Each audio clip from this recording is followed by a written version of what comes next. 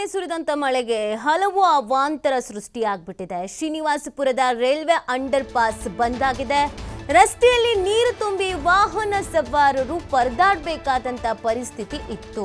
ನೆನ್ನೆ ಸಂಜೆ ಶಾಲಾ ಮಕ್ಕಳು ಮನೆಗೆ ತೆರಳೋದಕ್ಕೆ ಪಾಪ ಸಿಕ್ಕಾಪಟ್ಟೆ ಕಷ್ಟಪಟ್ಟರು.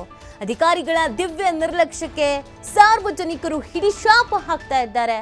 ಮಾವಿನ ಮಾರುಕಟ್ಟೆಗೆ ತೆರಳೋಕೆ ಇರುವಂತ ಏಕೈಕ ಮಾರ್ಗ ಕೂಡ ಬಂದ್ ಆಗ್ಬಿಟ್ಟಿದೆ.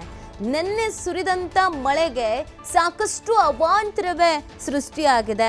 ಇದರಿಂದ ಅಲ್ಲಿನ ಸಾರ್ವಜನಿಕರು ಹಿಡಿಶಾಪ ಹಾಕ್ತಾ ಇದ್ದಾರೆ. ಪ್ರತಿ ಬಾರಿ ಮಳೆಗಾಲ ಬಂದಾಗ್ಲೂ ಇಂಥದ್ದೇ ಪರಿಸ್ಥಿತಿ ನಿರ್ಮಾಣ ಆಗುತ್ತೆ. ಇವರು ಏನು ಕೆಲಸ ಮಾಡ್ತಾರೆ ಅಂತ ಪ್ರಶ್ನೆಯನ್ನ ಮಾಡ್ತಾ ಇದ್ದಾರೆ. ಕೆಲಸ ಮಾಡುವಾಗ್ಲೇನೆ, ಕಾಮಗಾರಿಗಳನ್ನ ಮಾಡುವಾಗ್ಲೇನೆ ಯೋಚನೆ ಮಾಡಿದ್ರೆ ಸಮಸ್ಯೆಗಳು ಆಗ್ತಿರ್ಲಿಲ್ಲ. ನೀರು ಎಲ್ಲಿ ಹೊರಗೆ ಹೋಗಬೇಕು ಅನ್ನೋದ್ರ ಪ್ಲಾನಿಂಗೇ ಇಲ್ಲ. ಅಂಡರ್ ಪಾಸ್ ಎಲ್ಲ ತುಳುಕ್ತಾ ಇದೆ. ಇನ್ನೊಂದು ಕಡೆಯಲ್ಲಿ ಮಾರ್ಕೆಟಿಗೆ ಹೋಗೋದಕ್ಕೂ ಕೂಡ ಸಾಧ್ಯವಾಗ್ತಾ ಇಲ್ಲ. ನೀವು ಗಮನಿಸ್ತಾ ಇದ್ದೀರಾ ಅಲ್ಲಿನ ದೃಶ್ಯ ಯಾವ ರೀತಿಯಾಗಿದೆ ಅಂತ. ನೀವು ನೋಡ್ತಾ ಇರೋದು ರಸ್ತೆನೇ. ನೀವೇನೋ ಕೆಸರುಗದ್ದೆ ಓಟನೋ ಅಥವಾ ಇನ್ನೊಂದೇನಕ್ಕೋ ರೆಡಿ ಮಾಡಿದ್ದಾರೆ ಅಂತ ಅನ್ಕೋಬೇಡಿ. ನೀವು ನೋಡ್ತಾ ಇರೋದು ರಸ್ತೆನೇ. ಈ ಥರದ ಪರಿಸ್ಥಿತಿಯಲ್ಲಿ ಹೆಂಗೆ ಓಡಾಡೋದಕ್ಕೆ ಸಾಧ್ಯ ಆಗತ್ತೆ? ಏನಾದರೂ ಹೆಚ್ಚು ಕಮ್ಮಿ ಆದರೆ ಯಾರು ಹೊಣೆ? ಇಲ್ಲಿ ಎಲ್ಲಿ ಗುಂಡಿ ಬಿದ್ದಿದೆಯೋ, ಇಲ್ಲಿ ಎಲ್ಲಿ ಹೊಂಡ ಇದೆಯೋ ಒಂದು ಗೊತ್ತಾಗೋದಿಲ್ಲ.